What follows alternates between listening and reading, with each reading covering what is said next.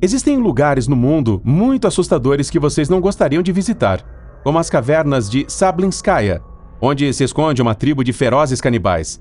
A Ilha Amaldiçoada no México, onde cabeças de bonecas estão penduradas por todos os lados. Ou o avião da Aerolíneas Argentinas, comandado por uma tripulação fantasma. Nos acompanhe em nossa jornada para descobrir alguns dos lugares mais sinistros do mundo. Na cidade de San José, na Califórnia, existe um gigantesco e sombrio edifício que ocupa uma área de 20 mil metros quadrados, conhecido como Winchester Mystery House, uma das construções mais misteriosas e inacreditáveis de todo o mundo. A origem dessa história é bastante sangrenta, remontando à criação do rifle Winchester. Essa arma foi uma das que mais ceifaram vidas durante a luta entre os nativos americanos e os colonos dos Estados Unidos na década de 1860. Em 1880, William Wirt Winchester herdou a empresa do seu pai, que havia se tornado multimilionário graças a essa arma e outros armamentos produzidos depois. Como se fosse uma maldição, William faleceu apenas um ano depois, aos 43 anos, deixando a sua esposa Sarah sozinha. Ela herdou uma fortuna gigantesca, cerca de 20 milhões de dólares na época, o que equivaleria a 500 milhões hoje. Além disso, recebia uma renda de $1.000 diários, cerca de 25 mil atualmente. Após a morte do marido, Sarah ficou completamente perturbada. O casal já havia perdido uma filha de apenas 4 anos e, com a morte de William, Sarah ficou devastada. Sem conseguir encontrar uma explicação lógica para sua desgraça, buscou respostas no mundo paranormal. Ela procurou uma médium em busca de respostas. A vidente afirmou que Sarah estava amaldiçoada. Amaldiçoada por se beneficiar da morte de tantas pessoas. Diz que os espíritos daqueles que haviam morrido pelas armas da família a assombrariam para sempre. Para evitar uma morte prematura, a médium aconselhou Sarah a construir uma casa, mas não uma casa qualquer, um lar para os mortos que a deixariam em paz enquanto a construção nunca fosse concluída. Assim, em 1884, Sarah Winchester comprou um grande terreno em San José, onde já havia uma pequena casa de fazenda com 8 quartos. Contratou uma legião de trabalhadores para reformar o local e ordenou que a construção nunca parasse, nem mesmo nos feriados. Sarah acreditava que, se não continuasse a obra, os espíritos a perseguiriam. Sob sua supervisão direta, a pequena fazenda se transformou em um edifício extremamente ostentoso. Em determinado momento, a casa chegou a ter 7 andares de altura, mas após o grande terremoto de São Francisco em 1906, a estrutura sofreu danos severos e parte do edifício teve que ser demolida. Sarah interpretou isso como um sinal dos espíritos. Atualmente, a casa tem 4 andares na sua altura máxima. A obsessão de Sarah pelos fantasmas a levou a demolir partes da casa e reconstruí-las inúmeras vezes. Ela ordenou a instalação de armadilhas estranhas para os espíritos, como portas que levam a paredes sólidas ou mesmo ao exterior, mas em andares superiores e sem varandas. Também há janelas internas, escadas que não levam a lugar nenhum e torres sem sentido. A casa é um verdadeiro labirinto. Sarah era conhecedora de muitos rituais, símbolos e técnicas de criptografia. Muitos dos projetos, aparentemente frutos de sua loucura, tinham significados ocultos. Por exemplo, Sarah acreditava que o número 13 a protegeria da morte. Por isso a casa tem 13 banheiros, um deles acessado por uma escada com 13 degraus e possui 13 janelas. O chão da entrada é dividido em 13 seções. E o quarto de Sarah possui um armário com 13 ganchos, onde pendurava 13 vestidos usados em suas sessões de espiritismo, com 13 bolas de cristal. Até o seu testamento estava dividido em 13 seções e confirmado 13 vezes. As excentricidades de Sarah nunca diminuíram, pelo contrário, só pioravam. Dizem que ela cobriu o rosto com um véu negro para que ninguém visse sua face. Supostamente, ela nunca dormia no mesmo quarto 2 noites seguidas, para que os espíritos não soubessem onde encontrá-la. Ela também construiu uma sala de espiritismo para falar com os mortos. Em 5 de setembro de 1922, aos 82 anos, Sarah Winchester faleceu após passar 38 anos construindo a sua casa para os mortos. Estima-se que ela investiu mais de 5 milhões de dólares na época, o equivalente a 70 milhões atualmente. Todas as suas posses foram herdadas por sua sobrinha, Sra. Maria Merriman Marriott, que nos últimos anos de vida de Sarah havia se tornado sua secretária pessoal. A sua sobrinha ficou com tudo o que queria e vendeu o restante em um leilão privado. Supostamente, 6 caminhões trabalharam 8 horas por dia durante 6 semanas para retirar todos os móveis da casa.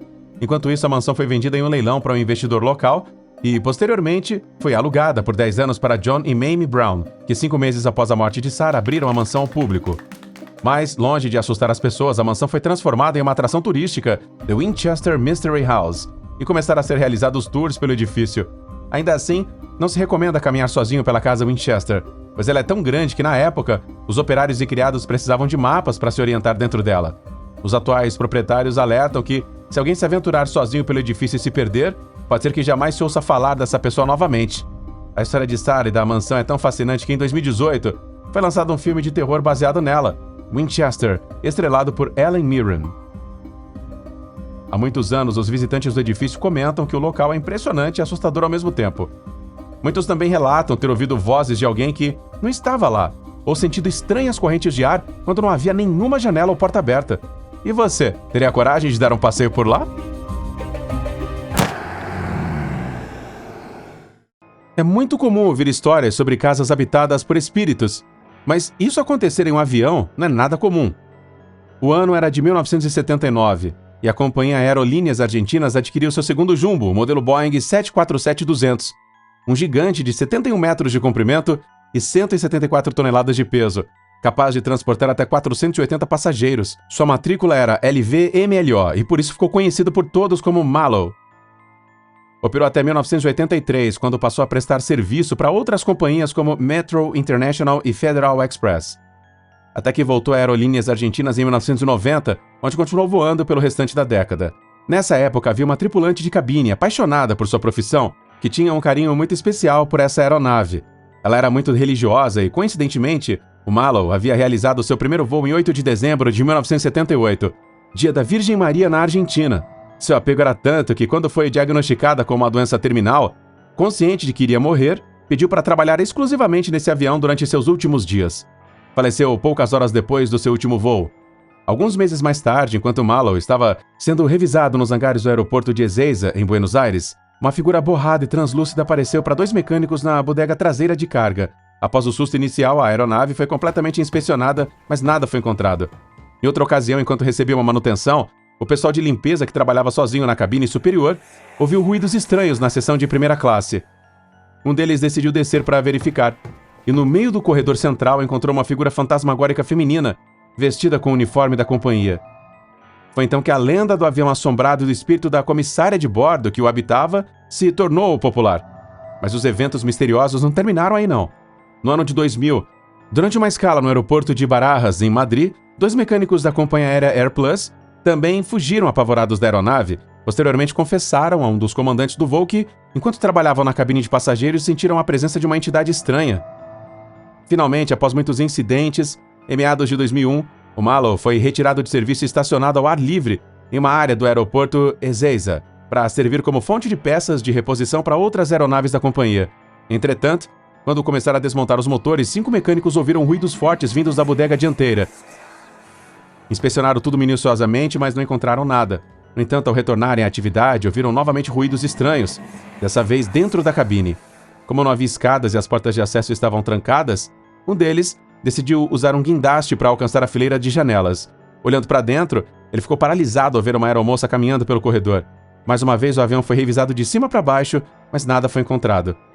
Parecia que o avião tentava assustar qualquer pessoa que se aproximasse dele, ou talvez alguém que tinha muito carinho pela aeronave quisesse impedir que ela desaparecesse. A caverna Sablinskaya é uma complexa rede de túneis subterrâneos que está localizada a apenas 40 quilômetros de São Petersburgo, a segunda maior cidade da Rússia. Sobre ela existe uma lenda negra com centenas de vítimas e desaparecidos, atribuída à existência de uma força maligna em seu interior. O interesse por essa gruta surgiu no século XVIII, quando se descobriu que continha uma grande quantidade de areia de sílica, que é usada para a fabricação de vidro. Sua extração a converteu em um labirinto subterrâneo que ultrapassa os 7 quilômetros, com lagos inundados e dezenas de grandes salões ligados por corredores de vários metros de altura. Muitos mineiros perderam a vida lá devido às más condições de trabalho. Entre seus companheiros, começaram a se espalhar as lendas de seres intraterrestres que faziam os trabalhadores desaparecerem. Também descreviam a presença de uma senhora vestida de branco, com o rosto envolto em um sudário e uma vela nas mãos, que chorava constantemente pelos mineiros falecidos. Outros afirmaram ter encontrado um senhor de barba grisalha que os advertiu a não entrar em certas galerias que posteriormente acabaram desmoronando. Finalmente, em 1924, as obras de extração foram abandonadas. Mas as minas e cavernas permaneceram ali, servindo de refúgio para criminosos, fugitivos ou moradores de rua, até a eclosão da Segunda Guerra Mundial na década de 40. As tropas nazistas iniciaram a invasão das terras russas, e o primeiro grande objetivo de Hitler era destruir completamente a cidade de Leningrado, atual São Petersburgo, para fazê-la servir como golpe moral ao resto do país. As tropas alemãs chegaram aos seus portões em setembro de 1941, mas o exército russo e a população de quase 3 milhões resistiram bravamente ao ataque. Isso enfureceu o Führer, que elaborou um plano impiedoso para derrubar a cidade, cercá-la, cortar todos os suprimentos e esperar que a população morresse de fome. A isso se somava a chegada do inverno, e os habitantes tiveram que suportar temperaturas de até 30 graus abaixo de zero, sem eletricidade ou aquecimento. Os cadáveres começaram a se acumular nas ruas, com uma mortalidade que chegou a 25 mil pessoas por dia. As pessoas comiam grama, cola, papel de parede cozido ou cintos de couro. Comiam o papel dos livros, e o pouco pão que havia era misturado com serragem. Era uma questão de tempo até que o canibalismo tomasse conta da cidade. Os sobreviventes relataram ter visto cadáveres cujas nádegas ou parte de suas pernas foram arrancadas, e outros que tiveram suas vísceras removidas. Inclusive, os vivos chegaram a ser atacados, e bairros inteiros eram controlados por grupos violentos de antropófagos. Quando a cidade foi finalmente libertada, após um cerco de 2 anos e meio, cerca de 1.400 pessoas foram acusadas de canibalismo, e mais de 300 foram executadas. Algumas delas conseguiram escapar. Para eles, cavernas como o Sablinskaya eram o lugar perfeito para se esconder. Tanto que na década de 70, quando as autoridades quiseram reabilitar o local, encontraram uma descoberta arrepiante. Cerca de 200 pessoas viviam escondidas ali, organizadas em clãs com nomes como os Sádicos, os Palos ou os Kamikazes.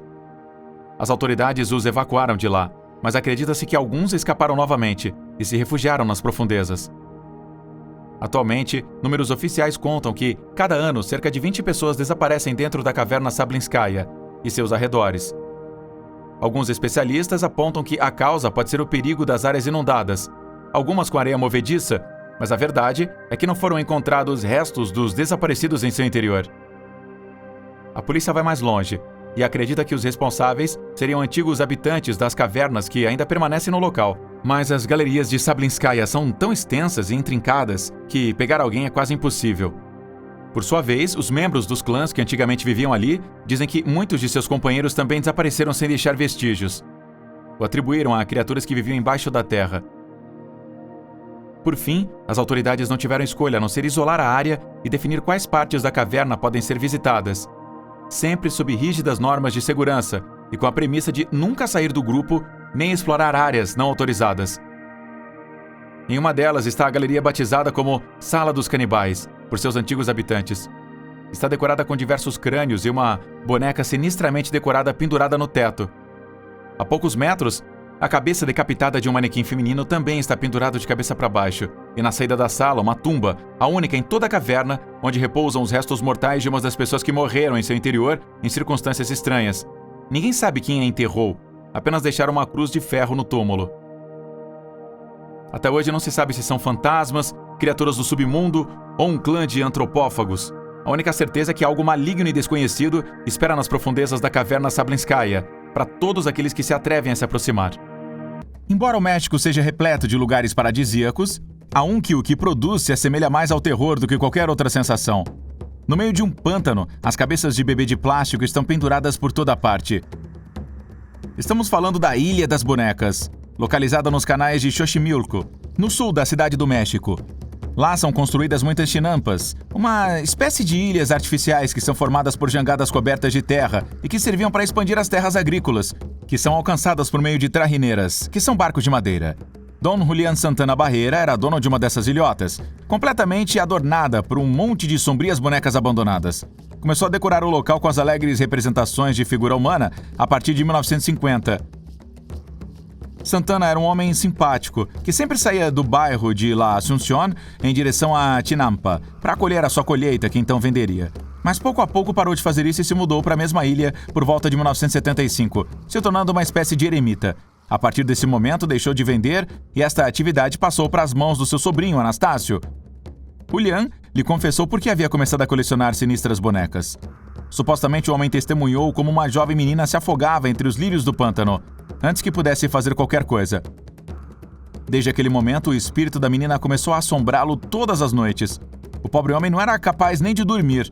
Então decidiu começar a colecionar bonecas de todos os lugares, do lixo, da rua, de qualquer lugar, para utilizá-las como proteção contra os maus espíritos. Os vizinhos observavam perplexos como, a cada vez mais, a tinampa de Julián tinha cada vez mais bonecas. Umas inteiras, outras em pedaços, suas cabeças, membros e corpos começaram a enfeitar cada centímetro da ilha. O próprio Julián afirmou que algumas das bonecas apareciam ali sozinhas, sem que ninguém as colocasse. Segundo ele, aquelas figuras sombrias lhe faziam companhia, cuidavam dele e ajudavam a melhorar a safra. Os moradores do bairro logo começaram a pensar que a Ilha das Bonecas devia ser amaldiçoada. Às vezes, as risadas ou os soluços dos brinquedos podiam ser ouvidos. Esse medo das bonecas tem um nome, se chama pediofobia, e tem sido medo das representações inertes do corpo humano. O terror de que nos olhem ou se levantem das prateleiras. Mas qual a razão desse pavor? Desde tempos imemoriais, as bonecas tiveram propósitos mágicos ou macabros. Por exemplo, no Japão, existe uma festa chamada Hinamatsuri, ou a Festa das Bonecas, na qual as bonecas são usadas para prender espíritos demoníacos e assim evitar que se encontrem com seus donos. Também na cultura voodoo, figuras humanas de trapos são usadas como ponte para maldições. Sem ir muito longe, são várias as adaptações de história de terror em que a tensão é criada a partir de uma boneca de porcelana que se move, está amaldiçoada e ameaça acabar com a vida dos protagonistas da história. O filme Annabelle, de 2014, sua pré-sequência de 2017, Annabelle 2, A Criação do Mal, tem como tema bonecas demoníacas. Por volta dos anos 90, a Ilha das Bonecas, o local virou ponto turístico depois que a tinampa foi declarada Patrimônio da Humanidade em 1987. As pessoas começaram a visitar a ilha, inclusive uma das bonecas, a favorita de Julián, La Muñeca. Os visitantes lhe pedem desejos e fazem oferendas para que os mesmos sejam cumpridos. Em um dos dias, Julián Santana e seu sobrinho saíram juntos para pescar como muitas outras vezes, mas naquele dia Julián lhe contou uma nova história. No lago havia uma linda, mas também perigosa sereia, que já o procurava há algum tempo. O belo ser marinho estava cada vez mais insistente e sempre tentando enganá-lo para que fosse com ela. Mas não precisava se preocupar, pois cantava para que fosse embora e o deixasse em paz. Naquele mesmo dia, Anastácio voltava depois de vender a colheita e encontrou o pobre Dom Julián morto na praia. O homem havia sofrido um ataque cardíaco, exatamente onde disse o sobrinho que a sereia o pretendia. Desde aquele momento, Anastácio passou a assumir a tinampa. Pode parecer que os misteriosos acontecimentos da ilha acabariam agora, mas não foi assim. O sobrinho de Julián afirmou ter ouvido em várias ocasiões como as bonecas se moviam sozinhas de um lugar para o outro. Às vezes choravam e escutavam seu tio falar com elas para tranquilizá-las. Os turistas continuaram a visitar a ilha e fazer mais oferendas. Muitas delas eram mais bonecas, que Anastácio continuou colocando na ilha em homenagem ao seu falecido tio. Alguns visitantes não eram tão agradecidos, e em vez de deixar uma nova boneca na ilha ou simplesmente não fazer nada, levavam uma boneca como lembrança. Mas essas pessoas acabaram abandonando-as por causa do terror que lhes causaram. E não muito depois, faleceram devido a acidentes. A Ilha das Bonecas tem sido uma grande atração turística há muitos anos. Os visitantes comentam que o lugar é ao mesmo tempo lindo e assustador. Muitos deles também asseguram que alguns dos seus desejos se cumpriam depois de rezar a La Muñeca. E você, conhecia a história sombria da Ilha das Bonecas? Se atreveria a visitá-la? Certamente, muitos de vocês, Tic-Tacker, já ouviram falar do Triângulo das Bermudas.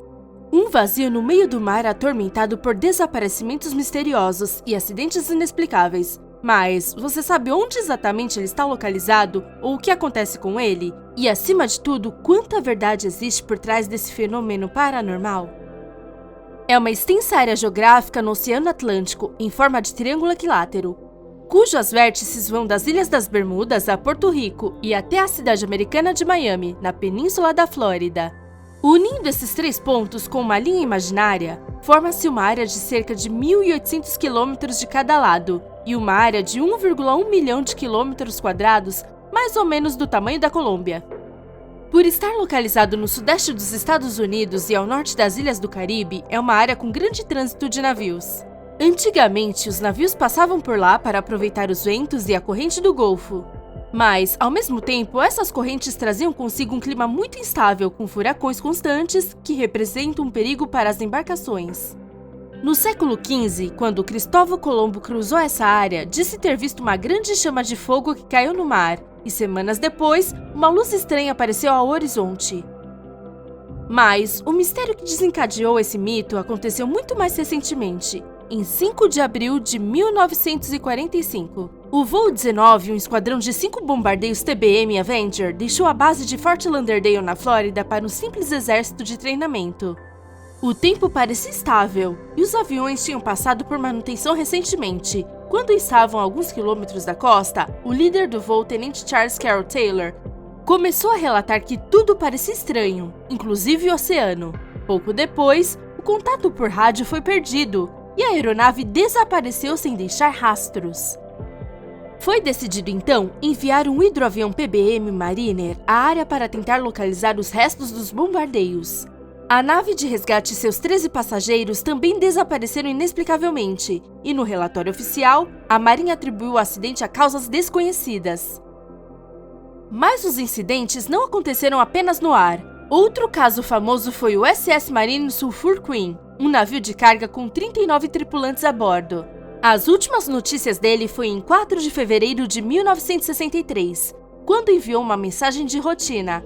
Poucos dias depois, um colete salva-vidas e vários restos do navio foram encontrados na costa. Apesar do envio de uma equipe de resgate, nem o navio nem as vítimas foram encontradas.